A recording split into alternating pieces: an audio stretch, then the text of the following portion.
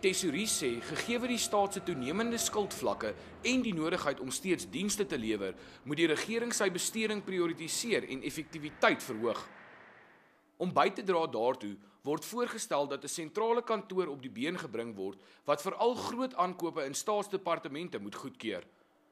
Kenners sê so 'n kantoor van 'n hoofaankoopbeampte is 'n goeie begin. Persoonlik dink ek daar behoort 'n soort van 'n aankope ombudsman te wees, wat 'n rol is wat die ou staatstenderraad kon vervul het en wat jy ook in ander lande kry. Met ander woorde dat hierdie groter sentrale beheer wat hulle nou van praat, eintlik 'n deel daarvan moet buite die invloed van die regering gevat word. Die tesourie sê in die verslag, die belang van aankoopbestuur word dikwels nie besef nie, en diegene wat byvoorbeeld tenders toeken, moet verstaan watter ekonomiese en maatskaplike impak hulle besluite uiteindelik het.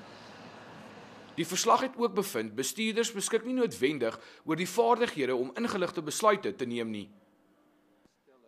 Pau sê kleiner uitgawes soos byvoorbeeld skryfbehoeftes wat op munisipale vlak gebruik word, kan daar hanteer word, maar groot uitgawes soos die bou van brûe, paaie, skole of hospitale moet op 'n hoër vlak goedgekeur word. Die verslag sê die voorgestelde kantoor moet verseker dat die verkryging van goedere, dienste en bouwerk regverdig, deursigtig, billik, mededingend, koste-effektief en in ooreenstemming gedoen word. Gerard Pretorius, E-nuus, Pretoria.